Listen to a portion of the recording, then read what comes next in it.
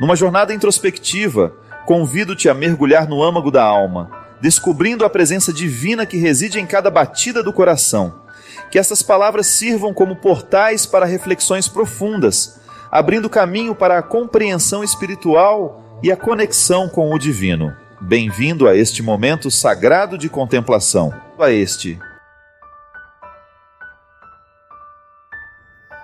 Eu não sei, mas pode ser que você se sinta muito sozinho com as suas questões. É muito comum nos dias de hoje a gente não ter com quem conversar. É muito difícil. Eu costumo dizer que a pior solidão que nós podemos enfrentar na vida não é a do corpo. Não é a sensação de ter um corpo solitário. Não. A pior solidão que nós podemos enfrentar na vida é a gente não ter com quem pensar. É a gente não ter com quem dividir o que a gente sente.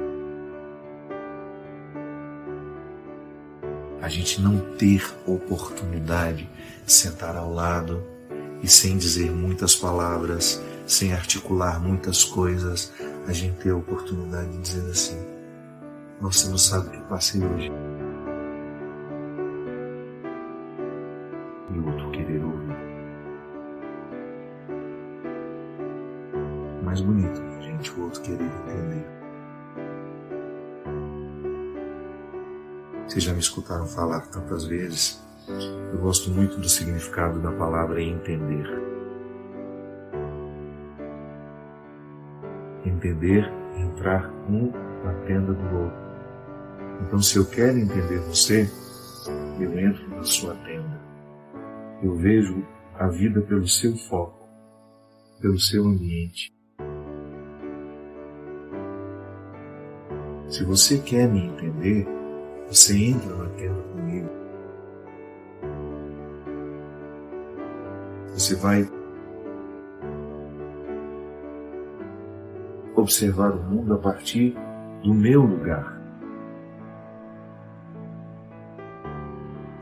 Isso é muito bom. Quando você se sente entendido, quando você não precisa ficar multiplicando as palavras para o outro ter acesso ao que você está sentindo, o que você está pensando.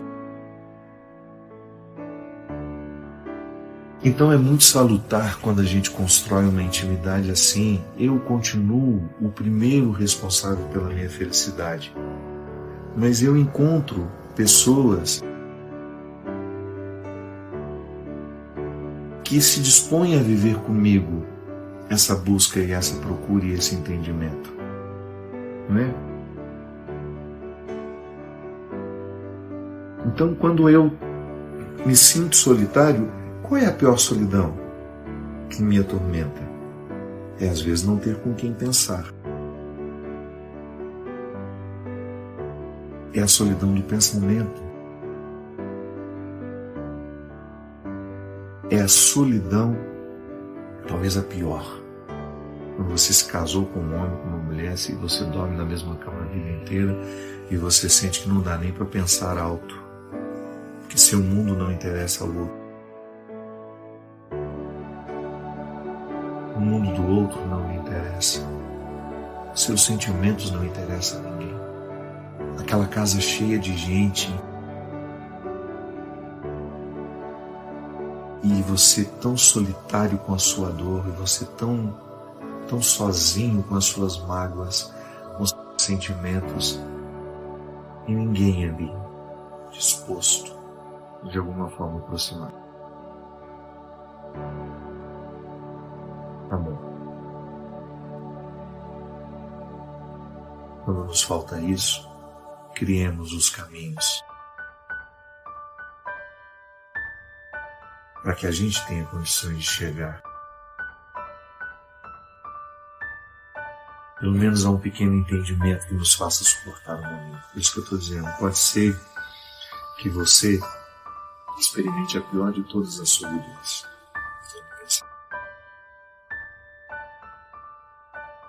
você não ter a oportunidade de ter alguém que discute, se interesse por você. Eu sei que é difícil, eu sei que é muito difícil. Por isso que eu tenho criado toda e qualquer oportunidade para a gente poder conversar. Que para mim também faz bem, sabe? Eu nunca me esqueço. Então, estar aqui com vocês, de alguma forma conversar, participar nesse espaço que vocês me permitem, é um prazer inenarrável. Porque eu também fico abastecido quando converso com vocês. Quando eu tenho a oportunidade de dividir a minha vida com vocês. E eu, do fundo do meu coração, a mim, desde muito menino, todas as dores do mundo me tocam. Muito, muito, muito facilmente. Eu vivo tudo aqui, muito à flor da pele. Eu não sou um cara que guarda para sentir depois, não. A vida me impacta o tempo todo. E as dores das pessoas...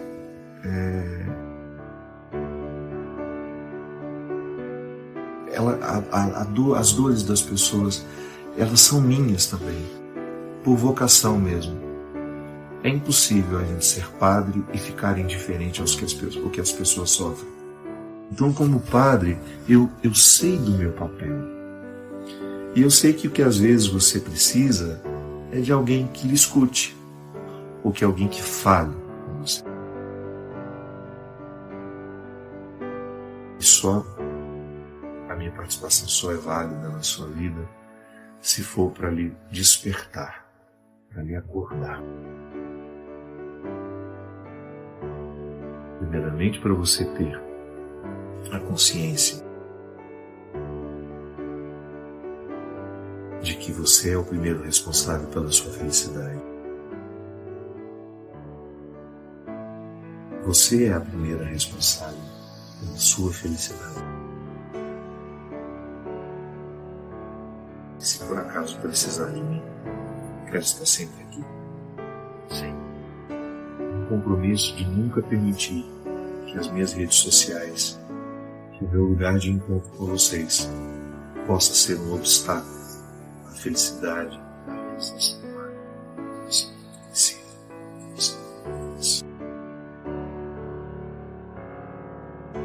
Jesus deu exemplo. Algumas pessoas buscam escape na droga, na violência, na prostituição socializada, buscam escape no álcool. E a gente estava dizendo que a gente tem 1000 escapes maravilhosos. A gente se embriaga de amigos, a gente se embriaga de boa literatura, a gente se embriaga de música, porque é isso que a gente precisa fazer.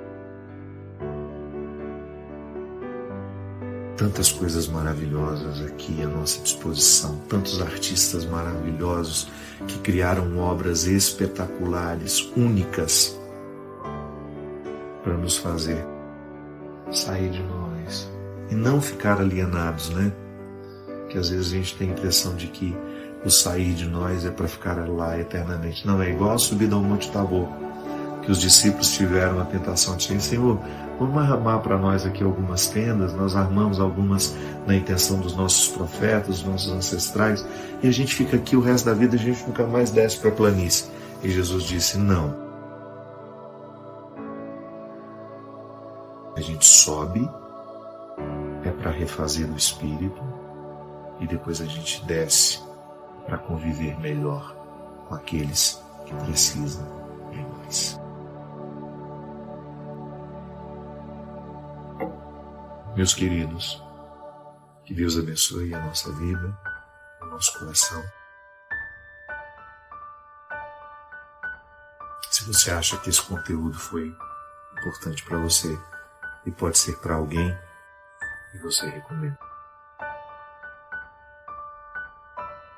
Que Deus abençoe muito vocês.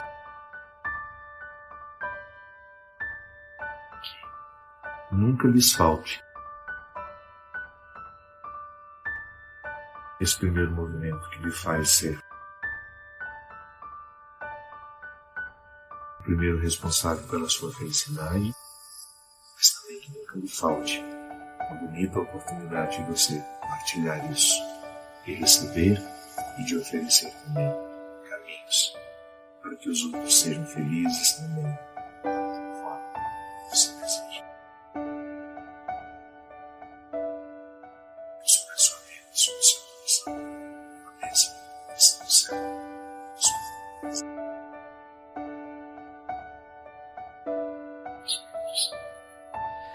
Há 8 anos o meu esposo tinha uma coleção de discos. Tenho pena de vender, pois na minha cabeça a alma dele ficaria triste. Peço que o senhor me aconselhe. Não, minha filha, pelo amor de Deus. Os discos, na verdade, que o seu marido colecionava, são apenas um elo afetivo entre você e ele. A alma dele não vai ficar triste se você desfazer disso, não. Quem vai ficar triste possivelmente é você, porque é uma maneira de preservar a memória dele. Também acho que isso é uma coisa que você pode resolver com o tempo, né? Como é que nós lidamos com os nossos mortos? Como é que nós lidamos com a presença, né? Porque ainda hoje eu estava falando sobre isso, né? Toda ausência ocupa um espaço. A minha irmã morreu, mas ela tem um espaço no meu coração. Qual que é a melhor maneira de eu preservar a memória da minha irmã dentro de mim? É mantendo o quarto dela intacto? Todas as coisas dela nunca mais posso doar? Não. A melhor maneira é eu ter dentro do meu coração tudo o que de bonito eu vivi com ela. Se me restou alguma coisinha material para me recordá-la, tudo bem. Até torna-se um sacramental, né? Alguma coisa que me recorda. Mas isso não pode ser uma amarra. Você não pode lidar com a materialidade, né? Com esses discos que restaram, né, da coleção que ele tinha, como se isso fosse uma presença real dele dentro da sua casa, e que se você se desfizer disso, você está deixando a alma dele entristecer. Não é assim, não. A melhor maneira de manter o outro vivo dentro de nós é através da crença na ressurreição. É saber que ele está agora numa dimensão diferente da nossa, e que nesta dimensão que nós estamos aqui, dos signos humanos, das realidades humanas, eu posso espiritualmente levá-lo comigo, com uma lembrança boa, com uma saudade boa, que me ensina e que me motiva a viver. É igual com a mãe que perde o filho, né? Tem muita dificuldade de desfazer do quarto, de desfazer das coisas dele. Isso faz parte do luto. Chega um momento em que isso é necessário para a gente fechar o ciclo do sofrimento, né? Porque se o quarto fica lá do mesmo jeito que era, a gente corre o risco de não permitir que o luto seja organizado dentro de nós. É também uma forma de perder, né? É também uma forma de lidar com aquele que se foi. Porque às vezes nós temos essa ilusão de que a matéria continua fazendo aquela pessoa estar entre nós. Isso não é verdade. Em última instância, o que nós guardamos do outro é o amor que a gente viveu, são as alegrias que a gente experimentou juntos, os sofrimentos que vivemos lado a lado. E isso ninguém rouba de nós. Porque se você tem um copo que recorda o seu pai, e de repente aquele copo sumiu. Eu tinha um relógio que o meu pai me deu um tempo antes de morrer. Não sei o que foi que aconteceu com aquele relógio. De vez em quando eu me pego pensando, oh meu Deus, se aquele relógio tivesse ficado, teria sido bom eu ter alguma coisa que foi do meu pai. Mas não, eu vou ficar lamentando o relógio que foi embora. Agora, o que o meu pai deixou para mim, o que o meu pai significa como um ensinamento que jamais poderá ser roubado do meu coração, isso sim, isso vale. Isso é válido. Essa é uma boa maneira de preservar a memória dele. É de vez em quando recordando os ensinamentos valiosos que ele me deu. É fazendo por ele, né? Honrar essa memória, vivendo bem tudo aquilo que ele me deixou. Mas são processos dolorosos que nem sempre a gente consegue, né? É organizado da noite para o dia. O tempo vai nos ensinando. Eu desejo que você, nas suas lutas, você tenha sempre o direito e a possibilidade de retirar os seus excessos, para você ter diante dos seus olhos a sua verdade fundamental. Sem exageros, só você. E a partir disso, você reencontrar o caminho da vida. Obrigado pelo seu carinho, pela sua atenção. E que Deus abençoe muito você. Que Deus derrame sobre o seu coração, sobre a sua casa, sobre a sua vida, a disposição que caracterizou o coração de Nossa Senhora. Para que, exemplo dela, a gente também possa ser um cristão de verdade, levando sempre Jesus no colo, para apresentá-lo àqueles que ainda não o conhecem. Derrame sobre nós a bênção do Deus Todo-Poderoso, Pai, Filho e Espírito Santo. Que Deus abençoe muito você, que Deus lhe dê muita sabedoria para você também lidar com suas perdas. Que o tempo todo a gente está perdendo. O tempo todo nós passamos pela experiência de perder. É inevitável. A vida é assim.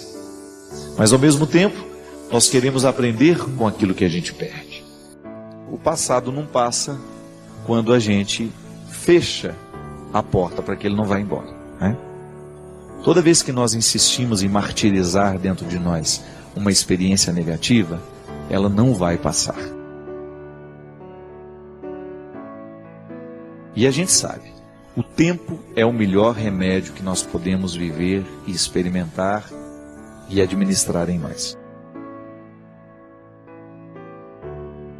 A dor que me acometia tanto anteontem, a minha preocupação que estava me tirando o sono anteontem, à medida em que eu vou triturando isso, mastigando, administrando do jeito certo, colocando, primeira coisa, a gente tem que fazer aquilo que a gente pode, né? Se tem alguma coisa me preocupando, a primeira coisa, o que eu posso fazer para diminuir essa preocupação? Existe alguma coisa de concreto que eu possa fazer? Então, tá, você tem uma dor, uma traição. Você já foi lá no traidor devolver o lixo dele? Será que você tem alguma coisa engasgada, qualquer coisa que você precisa resolver dentro do seu coração, jogar fora, através de palavras, um choro, sei lá, alguma atitude sua que possa diminuir essa sensação de desconforto? A gente precisa fazer. É a mesma coisa a preocupação. Quando algo me preocupa e eu descubro naquela preocupação o que eu posso fazer para diminuir o efeito dessa preocupação na minha vida e faço, então eu começo a resolver, abrir as portas para que esse passado comece a passar, não é? Porque senão nós vamos represar a experiência que não valeu a pena, nós vamos segurar dentro de nós o evento, o acontecimento que nos machucou, que nos lesou, e aí a gente vai viver um processo contínuo de lesões e de machucados, porque a lembrança, o rancor, o ressentimento, eles só provocam novas feridas dentro de nós. Eu nunca vi alguém ficar curado guardando ressentimento. O que é o ressentimento? Ressentir é sentir várias vezes. É como se você pegasse uma gilete e ficasse passando ela em cima do mesmo lugar da pele. Nunca vai cicatrizar. E o corte vai ficando pior. Porque você vai lesando a pele, vai lesando, vai lesando, vai lesando, vai lesando. Você vai perdendo a oportunidade de viver a cicatrização. Não é assim? Você já observou que quando começa a cicatrizar, dá uma coceirinha? Não é assim? A cicatrização provoca uma sensação de coceira, né? Dentro de nós é a mesma coisa. Pode observar, existem muitas situações afetivas que às vezes nós estamos começando a nos recuperar dela. Aí você tem aquela sensação, vez em quando, de querer retomar, são as coceirinhas da cura. Segura isso daí. Consiga manter sob controle os seus ódios. Consiga manter sob controle os seus ressentimentos. Consiga manter sob controle as suas carências. E aí você começa a viver o processo da libertação das consequências negativas que aquele fato lhe provocou. É a vida. Todo mundo é machucado. Eu não tenho como criar uma redoma para mim, você não tem como criar uma para você. Então, de vez em quando, as pessoas vão nos ferir com as palavras, as pessoas vão nos ferir com as atitudes. Agora, você não pode permitir que a palavra que fere e a atitude que fere venha provocar ferimentos no seu ser e venham demorar demais, ficar dentro de você, se estender mais que o tempo que ela deveria ficar. Atingiu o seu ser, foi no profundo da sua vida, foi no profundo do seu coração, já começa a dar um jeito de cicatrizar isso. Porque a partir do momento que você tem uma ferida no ser, você corre o risco de infeccionar tudo. Nos afetos, isso funciona desse jeito, né? De vez em quando alguma coisa vem, machuca o nosso coração, a gente perde a disposição para tudo. Perde disposição para estudos, perde a disposição para o trabalho. Por quê? Não tem um impacto, ele afeta a gente. Agora, o tempo que vai durar aquilo que lhe afeta precisa ser administrado por você. Afinal, é o seu ser que está em jogo, né? E de repente você começa a fazer tudo errado porque o ser está machucado. Então há sempre uma feridinha aí no ser que precisa ser cuidado. Minha gente, esse é um exercício de todo dia, tá vendo? Viver a experiência de ser com Jesus é a gente viver o tempo todo administrar dentro de nós essas curas que nós precisamos viver para que a gente fique parecido com Jesus. Eu quero ser parecido com Ele. Mas para ser parecido com Ele, eu preciso curar no meu ser muitas coisas que estão erradas. Eu preciso de vez em quando visitar os meus passados, né? O meu passado, para compreender o presente. Por que às vezes eu sou arrogante? Será que em algum momento da minha vida eu fui humilhado demais? E porque fui humilhado demais, tenho dificuldade de administrar os momentos em que alguém me contesta? Ninguém é por acaso. A cura do ser acontece quando a gente reza, quando eu peço a Deus que venha curar o meu coração, que venha curar a minha mente. Essas são expressões que nós usamos o tempo todo. Mas Deus muitas vezes cura o nosso coração, cura a nossa mente através da nossa reflexão. Quando você começa a colocar em ordem os seus sentimentos desordenados, quando você começa a retomar a harmonia que às vezes a vida e os acontecimentos retiraram. E é isso que eu desejo para você. Que no hoje da sua vida, da sua história, você esteja empenhado em curar as feridas do seu ser. Se te machucaram, se te magoaram, se te feriram, não leve isso com você. Só leve como ensinamento para você não fazer com o outro. Mas não permita que isso vire amargura. A tristeza, para ser criativa, ela tem que exercer dentro de nós o movimento da superação. Então, porque eu estou triste, porque eu estou magoado, chateado, eu observo aquele momento, eu vivo aquele momento como um propósito de superá-lo. Porque se eu não superar, eu corro risco de transformar nisso em amargura. E amargura não faz bem ao coração. Coração amargurado não consegue perceber a vida. Coração amargurado fica focado nas mesmas coisas. E quando a gente foca nas mesmas coisas, quando a gente não amplia o nosso olhar, a gente corre o risco de infelicitar a nossa experiência de vida. Eu desejo do fundo do meu coração que hoje o seu ser possa ser fortalecido. Com o programa de hoje, de repente você descobriu que você está sendo objetificado por alguém, que você está vivendo a relação humana, os relacionamentos não estão respeitando aquilo que você é. É momento de gritar essa independência aí, né?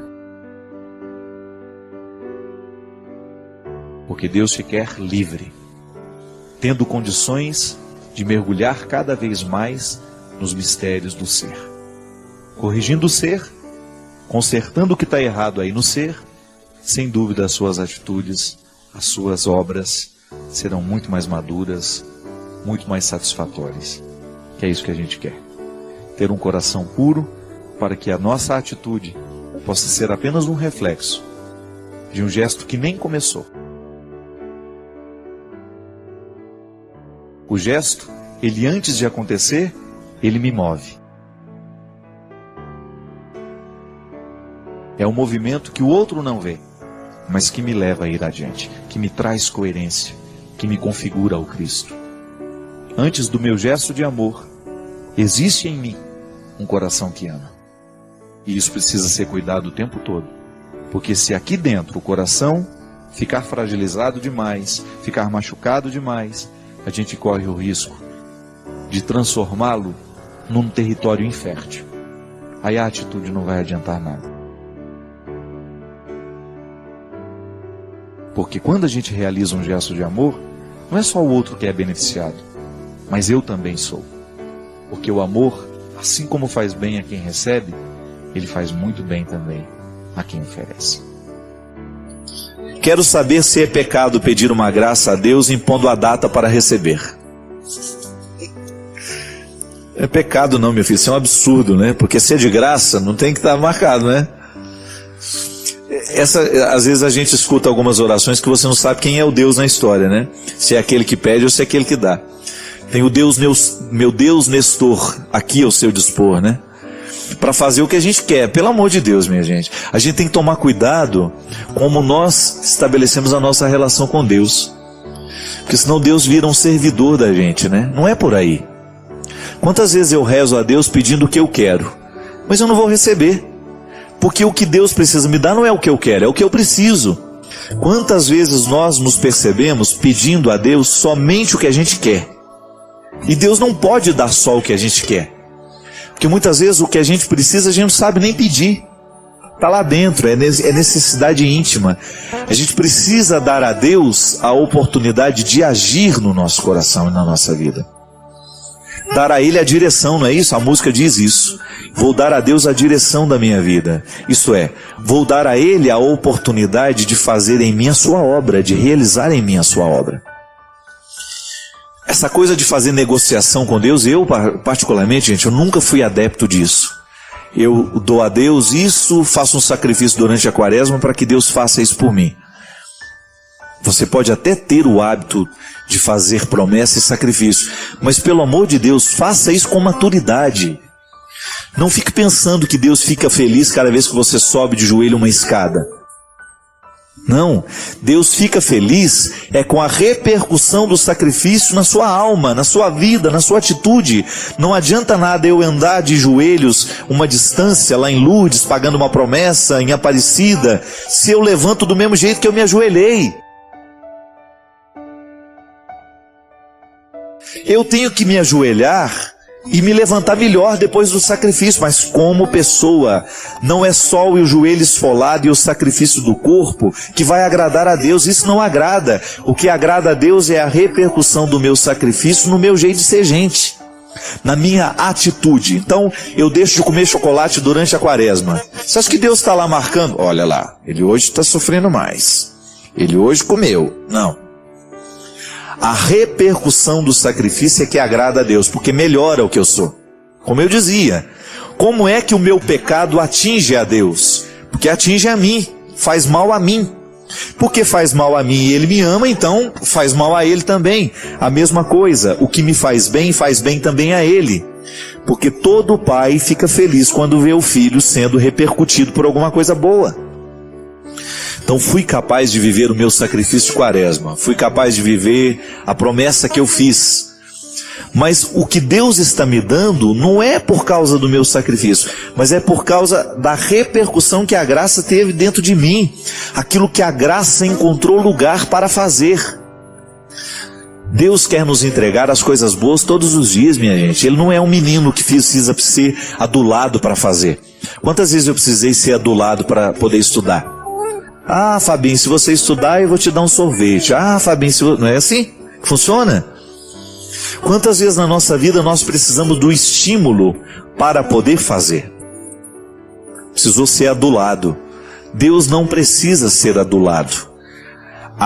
Volto a dizer, a repercussão do sacrifício na nossa vida é para que eu tenha a oportunidade de deixar a graça de Deus agir em mim.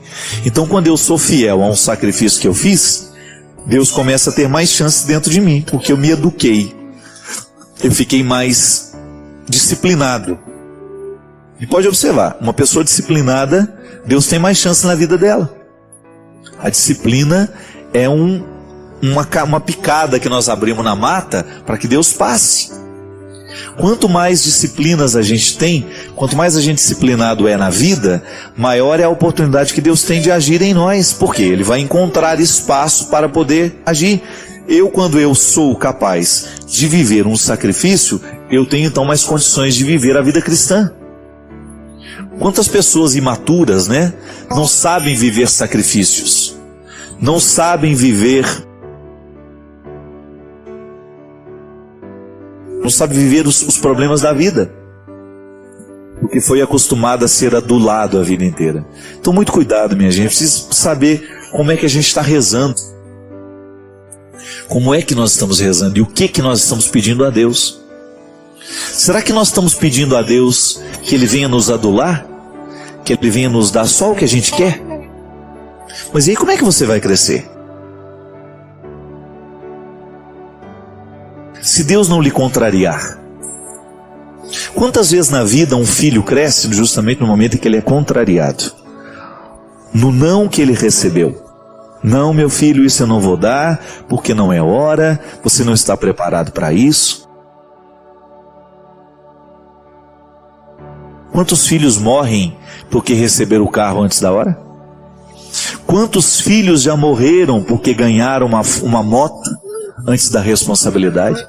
Ah, mas ele já tem idade para ter carteira. Idade, minha filha, cronológica, não significa absolutamente nada. O pai, a mãe, precisa ficar de olho na idade mental do filho. Será que ele já está com responsabilidade para ter um carro? Tem idade, mas já tem responsabilidade para isso? Então o pai e a mãe dão as coisas na hora certa, na hora que a responsabilidade existe, porque sabe que pode estar dando a morte para o filho. Dar uma moto antes da hora pode ser dar a morte para o filho, que você vai criar a oportunidade para o desastre. Você vai criar a ocasião para que o diabo haja, o diabólico da vida. Deus, a oração é a mesma coisa. Muitas vezes nós estamos pedindo a Deus aquilo que não está na hora de pedir. E a gente só gosta de Deus na medida em que Ele realiza o que a gente está pedindo. Mas não é por aí. A oração tem que ser um lugar da gratuidade. Tem que ser o lugar onde a gente aprende a viver a restrição e a possibilidade. Nem sempre Deus vai me dar o que eu pedi. Então eu tenho que ter a consciência. Esquece, para de pedir. Uma hora vem, uma hora acontece. É igual quando a gente quer que uma coisa aconteça e a gente insiste demais. Pode ser que aquilo nem aconteça, pelo tanto que a gente insiste. E às vezes igual um casal de amigos que eu fiquei sabendo, que há muito tempo estava querendo engravidar, já tinha feito de tudo, tentado de tudo, não tem mais jeito. Relaxaram, a mulher engravidou. A ansiedade gera isso muitas vezes. A nossa oração muitas vezes é ansiosa. Nós ficamos pedindo para Deus o que a gente quer hoje, igual criança birrenta. Mas não precisa ser assim. Nós podemos aprender a viver essas demoras de Deus. Nós podemos muito bem aprender a viver este tempo de esperar. Entrega a Deus. Com toda sinceridade, eu não tenho mania de pedir as coisas a Deus. O meu jeito de relação com Deus é diferente. Eu tenho Ele o tempo todo comigo, o tempo todo presente na minha vida, e eu sempre contando para Ele o que está acontecendo, as minhas alegrias, as minhas derrotas. Como? Na minha intimidade com Ele, minha gente. Eu não preciso dobrar os meus joelhos para estar lá na igreja, na capela, para estar em oração. Claro, essa oração formal é importante, mas a que verdadeiramente nos conduz no caminho da mística é aquela que perpassa a vida inteira. Quando você vê, oh meu Deus, que bom isso. Oh meu Senhor, obrigado por que está acontecendo em mim. Oh meu Deus, me dê força nessa hora. Mas eu não gosto de formular o que eu quero, não. É igual quando o Robinho ficou doente. Em nenhum momento eu tive coragem de pedir a Deus, cura o Robson. Isso eu aprendi com o Padre Léo também. Em nenhum momento o Padre Léo pediu a Deus que o curasse do câncer. Foi ele mesmo que me disse isso. Não estou pedindo não, Fábio. Porque eu não sei se Deus quer. Eu não sei se Deus pode reverter as minhas escolhas. Agora eu estou pedindo para Ele, me ajude a viver bem até o último momento da minha vida. A gente sempre tem a tentação de pedir o que a gente quer, mas nem sempre o que a gente quer é o melhor para a situação. Quem tem a sabedoria é Ele, minha gente. Quem sabe é Ele. O que eu posso saber é aquilo que a minha inteligência me ilumina e aquilo que eu permito que Ele me mostre. Mas a minha inteligência será sempre limitada para perceber a vida. Mas Deus não tem limites para perceber. Então rezar é isso. É todo dia, toda hora, falar, Senhor, minha vida está em suas mãos, os meus projetos, me ajude a tomar as melhores decisões, coloca na minha vida a pessoa certa para me ajudar, para me orientar nessa hora, e vem, acontece. Eu digo isso por mim. Deus me assessora o tempo todo através das pessoas. Deus está do meu lado o tempo todo através das pessoas. Eu sinto isso. Eu fico pedindo, não, eu mostro para Ele todos os dias minhas necessidades. Senhor, está aqui, ó. Preciso disso, preciso daquilo, e o Senhor faça do jeito que achar melhor. Eu estarei aqui, pronto, atento, esperto, para saber o que o Senhor quer. Para quem sabe eu fazer a parte do milagre que me cabe. É isso. Não fique muito ansioso com aquilo que você não tem. Pode ser que não é a hora ainda. E na hora que chegar, o momento certo, pode ter certeza que a vida vai lhe conduzir. E você vai chegar lá. Porque Deus quer. E aí a gente faz o esforço da gente, a parceria está. Só quem já leu os livros do Padre Fábio de Melo sabe o quanto eles são transformadores, nos fazem refletir e mudam a nossa forma de enxergar a vida. Se você ainda não leu, não perca essa grande chance. Saiba mais clicando nos links da descrição. Quando eu digo que o amor não pode ser conciliado com sossego, eu digo isso a partir da vida que nós vivemos. Uma mãe, por exemplo, porque ama um filho, ela não tem mais sossego na vida. Sempre que nós amamos, toda vez que nós estamos no exercício de amar, nós estamos na experiência do desassossego. E isso não é ruim. Isso não é ruim. O desassossego, ele faz parte da vida. E ele não nega o amor. O estar desassossegado não é ruim. A impermanência, minha gente, a insegurança, elas são situações que acompanham toda relação amorosa. Nós temos medo de perder os outros, faz parte da vida. Isso é humano. Você não contradiz a Sagrada Escritura porque você compreende o amor que você sente, provocando em você insegurança. Não, isso faz parte. Por mais que seja sólido o vínculo, volto a dizer. Nós temos medo de perder quem nós amamos. É sobre isso que eu estava falando. Toda vez que eu coloco um filho no mundo, eu vou viver diariamente esse desassossego. Toda vez que eu coloco, que eu derramo amor sobre uma determinada situação, eu inicio em mim um processo de desassossego. E é um desassossego bom. A impermanência, essa instabilidade que é natural, não é uma instabilidade ruim não, no sentido de que, porque às vezes as pessoas têm umas frases prontas que me dá uma preguiça, mas a gente escuta. Mas o amor corrige tudo. O amor é a solução para tudo. Mas o nosso amor é precário, o nosso amor é marcado pelo nosso limite. Onde há amor, não há medo. Sim, traga-me uma mãe que não tem medo de perder o filho. Traga-me aqui. Apresente-me alguém que no exercício de amar, de vez em quando não é visitado pela insegurança, pelas regras da impermanência. Nós morremos, nós vamos embora, nós traímos, é disso que eu falava. Então, às vezes, nós temos uma visão muito romântica do amor. Isso não cabe mais, sabe? Vamos ver a vida com mais realismo.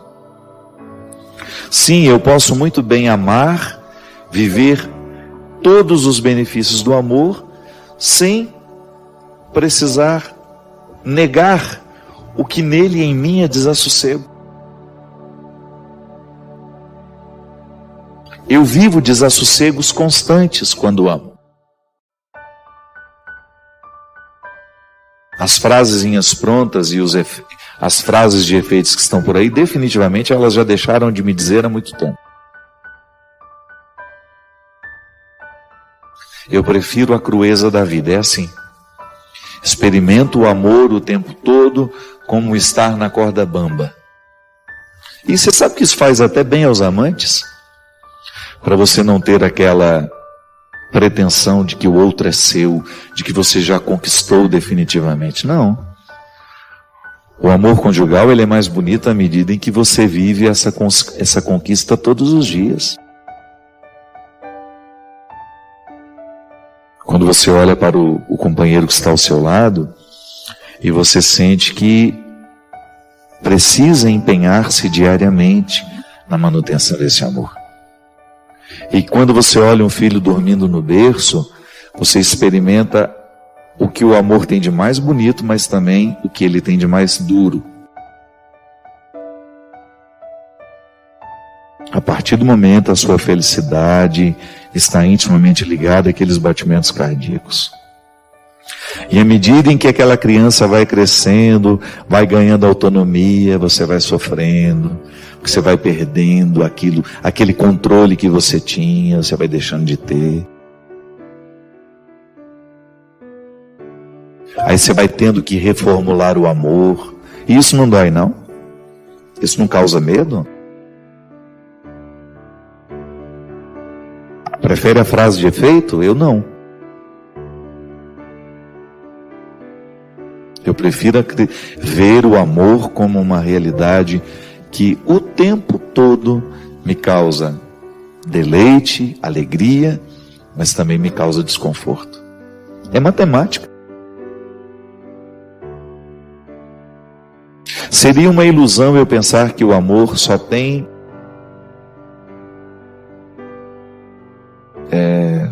a sua dimensão positiva, não? Eu sei o prejuízo que tomo quando amo, mas é um prejuízo que eu quero tomar livremente, porque os benefícios dele compensam. Mas toda a experiência amorosa, ela é marcada por aquilo que tem de positivo e por aquilo que tem de negativo. Uma pessoa que opta pela solidão, por exemplo, não quer casar, não quer ter filho, Ela vai enfrentar os outros benefícios do amor e os outros prejuízos, mas são completamente diferentes daquele que se casou e daquele que escolheu ter alguém, daquele que escolheu ter filho, totalmente diferente. Então, que as visões românticas não nos impeçam de perceber a realidade. Que às vezes nós temos uma leitura muito romântica da vida. E um pouco de realismo faz bem. Não é nenhum problema eu pensar o amor como vantagem, mas também como prejuízo. E eu quero, sabe? Essa instabilidade é o amor. A instabilidade faz parte do amor. Amar dói. E se você for honesto, você vai ver que amar dói. Amor traz paz, amor traz, mas também traz desassossego. Não veja somente a visão romântica, não. Porque senão você vai passar uma vida inteira achando que ama. Quando na verdade a gente só experimenta o amor quando nós passamos pelo crivo da dor. Eu desejo que você, nas suas lutas, você tenha sempre o direito e a possibilidade de retirar os seus excessos, para você ter diante dos seus olhos a sua verdade fundamental, sem exageros, só você. E a partir disso, você reencontrar o caminho da vida. Obrigado pelo seu carinho, pela sua atenção. E que Deus abençoe muito você. Que Deus derrame sobre o seu coração, sobre a sua casa, sobre a sua vida, a disposição que caracterizou o coração de Nossa Senhora. Para que, exemplo dela, a gente também possa ser um cristão de verdade, levando sempre Jesus no colo, para apresentá-lo àqueles que ainda não o conhecem. Sua presença é valiosa para nós. Nos diga o que achou deste vídeo nos comentários, inscreva-se para não perder os próximos capítulos e convide outros a fazerem parte desta comunidade.